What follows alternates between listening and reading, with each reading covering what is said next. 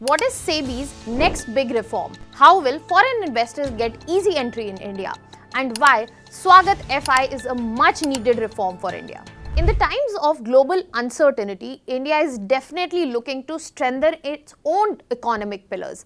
And in this very context, the net outflow of 83,000 crore worth of foreign investment from India is definitely not a good news. Now, to address this, SEBI is here to issue diplomatic passports for foreign investors to ease investment in India. Hello everyone, welcome to Vajiram and Ravi's Flash News. My name is Shubhangi Singh and today we are going to talk about SWAGAT-FI. What is this reform by SEBI, how it is very much needed by India as of now, why it is needed and how it is trying to bring in a reform. When we talk about this particular proposal, now SEBI might be coming up with a new framework. Basically the framework is to launch a single window which will provide a digital platform to the foreign investors so that they have a proper regulatory and compliance clearance and ease of investing. Now to do this, there is a meeting on September 12th where SEBI is coming together to discuss multiple matters at hand, but one of the most important ones being SWAGAT-FI. Now, what is SWAGAT-FI? So, basically, this is an idea of bringing a single window for clearance and regulatory concerns so that the foreign investors are finding ease, and that is why it is being called the diplomatic passport for foreign investment. When we are talking about SWAGAT, it is single window automatic and generalized access for trusted foreign investors. The whole idea is to open up the markets and attract the foreign investors and reduce the cumbersome process which is being brought in by our very own Securities and Exchange Board of India, that is SEBI.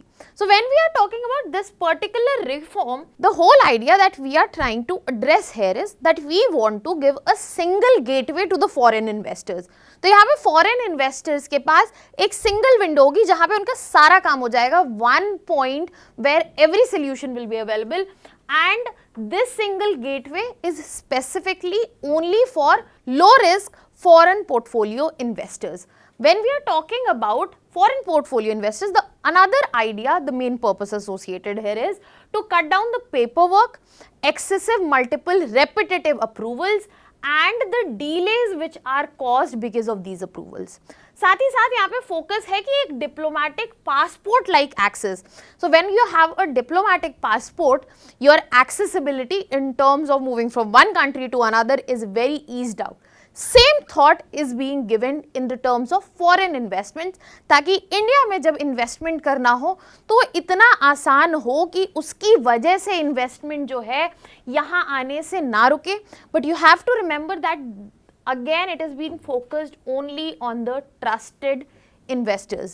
इस पूरी scheme के लिए जो ये SWAGAT-FI बनाया जा रहा है, the whole idea is to bring in these trusted investors with ease. Now, who are the eligible investors who will be able to use this single window? We will have the investors who invest in sovereign wealth funds, central banks, government-owned funds, highly regulated public retail funds. All of these foreign entities would be eligible to become our trusted foreign investors. When I'm talking about the September 12th meeting, this is going to be one of the most important pointers that are going to be discussed, where this window will be opened. Furthermore, this will be a way to grant the foreign investors a wider market access on par with large domestic institutions that exist in our very own country.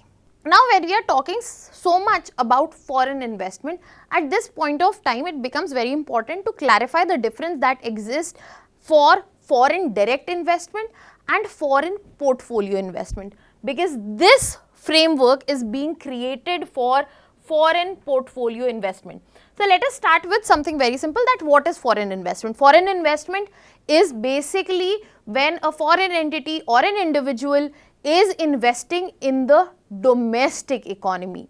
Now the investment can be of varied type. That is why we have two types of foreign investment here, foreign direct investment and foreign portfolio investment. So when we are talking about foreign direct investment, let's take an example. A person who is living in New York, US decides to invest.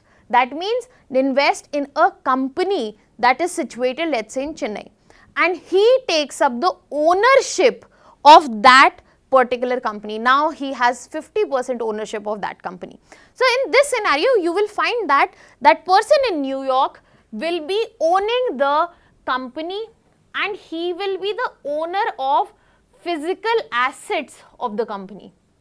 But when we are talking about foreign portfolio investment, that person sitting in the New York is not going to take the ownership in the company. He might be buying shares of that company or giving the debt to the company. So here the person in foreign portfolio investment, they invest in financial assets. So when we are talking about foreign direct investment, the investment is in physical assets. Foreign portfolio investment, the investment is in financial assets. Now the another key point that will help you to understand with the particular current affair that we are discussing is another fact that the foreign direct investment is a long-term investment, and that means any investor who has entered the market, he has a very important strategic stake involved. But with FPI, it is short term and medium term. That means it gives the investor a quick entry as well as a quick exit. That means FPI leaves vulnerability to the market. So that means for Indian economy, if the foreign investors can come easily, that can leave also easily, and we do not want that. So as of now, we are finding that the FPI net outflow from July 2025, can you guess the reason in the comment section why it has increased so much, especially after July 2025? That it has been almost worth of 83,000 crores. So we want to compensate and strengthen ourselves here. When we are talking about entry route, most of the time we are finding that there is automatic approval, automatic route is available, but certain important sectors will also have government route where approval is required. When we are talking about FPI, registration with SEBI is important. Now, SWAGAT-FI will be aiming to solve this particular problem. Another important dimension that you need to understand, that it also has a role to play in terms of stability. When we are talking about FPI, they are volatile. Quick reversals are seen and they have a direct economic impact that if FPIs are strengthened, they will improve market liquidity. There will be inflow of forex exchange. But if FPIs are outflowing, it will affect the market stability and there is a possibility of forex outflow as well. So this gives you an insight that why FPI is so important for us, and that is why SEBI is focusing on the same. Now let us move to a more important question after understanding FPI, that why India needs this framework. So the first pointer with which I started, that FPIs are being pulled out, more than 83,000 crore of net outflow has been seen since July. But what other than that? When we are talking about the process, if the process is difficult to invest, people are reluctant. A very simple example, if you are going on a site to purchase something, you are interested to purchase that particular shoe, particular dress, particular book, but the purchasal work, it has approvals involved, it wants your detailed address, it wants your parents' name, grandparents' name and whatnot. And in that process, you decide to give up on it. So who's lost? That business is lost. So in the same context, look at Indian economy. A foreign investor decides to invest in India, but they find that there are multiple entry routes. There is an entry route for foreign portfolio investment, there is a different route for foreign venture capitalist investment, and there is a different route for qualified foreign investor. Now, all of this creates confusion and there is multiple requirement where you have to do the KYC and compliance differently, and there is also duplication that is involved. Now, this is the first problem in front of us. Other than that, there are renewals which are involved every 3 to 5 years. So an investor wants to invest in India. He decides to do that. He finds the economy strengthened. He feels like investing, but his renewal is pending. He is reluctant now. So this renewal, that is every 3 to 5 years, which is different for each category, that is another problem.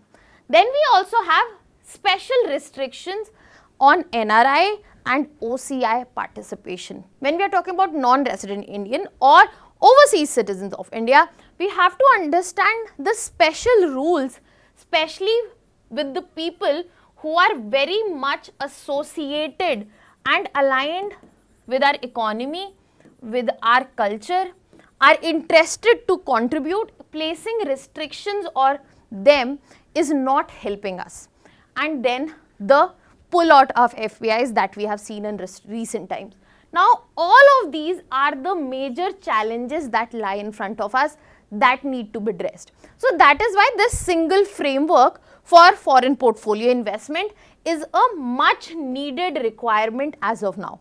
And this very requirement is going to be addressed with this reform. What this reform will bring? This reform will bring a boost to the capital inflows. It will facilitate ease of doing business, which directly aligns with India's vision of attracting more than $100 billion of annual inflows. That means every year we are expecting that we will be attracting $100 billion worth of foreign investment. And then we are also planning to match the global standards to give the experience to the investors that is seen in Singapore, Luxembourg or Dubai, and then the economic need that is right in front of us. India is at such a cusp of time that foreign capital is required for the infrastructure push that we are talking about, Make in India initiative, giving a thrust to the startup ecosystem and much more. So this reform can facilitate all of these and also address the challenges that we were talking about. Now at this particular note, let us move and understand the features of the framework that is being suggested. Now the key features of this particular framework, SWAGAT-FI, the first thing that it brings in is the unified registration. Whatever your route, whichever way you are deciding to invest, be it QFI, be it FPI or be it FVCI, there will be a single application for that. So in this scenario, there will be no duplication of document and it will allow investment in the listed as well as unlisted securities as well. Apart from that, we are also seeing the second important feature where there will be extension of renewal. The compliance cycle has been extended. So the KYC that is being done at frequent periods of between 3 to 5 years, that has been put at 10 years, and this will definitely lower the admin cost for the investors that have decided to stay in this game for long. Just imagine you have to renew your subscription again and again and again. You have to do your KYC again and again, which will add trouble to you, to your end, and that is what our foreign investors are facing at this point of time. Another thing that would be brought is the single Demat account. That means there will be only one account for all the multiple investment routes are going to be present, and this will not only help the investor to manage their account well, but it will also help SEBI in terms of reporting, management and understanding as well. Furthermore, we are also going to see that there will be relaxed contribution rules when we are talking about that there was 50% cap, especially on NRI, OCI and resident contribution, that has been removed. It will also encourage that our diaspora directly participates in the foreign investment process, and there will be risk-based access. This is the key point that we need to understand. Do you remember initially we talked about trusted investors? That means we are opening this route to few who are low risk, who are trusted foreign investors, and they will be only eligible for this. So it will ensure a smoother experience for the investor, better foreign inflows for our country, but it will also ensure capital stability, but definitely it will not compromise on any sort of financial security that we are having. What do you think about this initiative that has been taken by SEBI? Put it down in the comment section. That was all from my side. Thank you so much.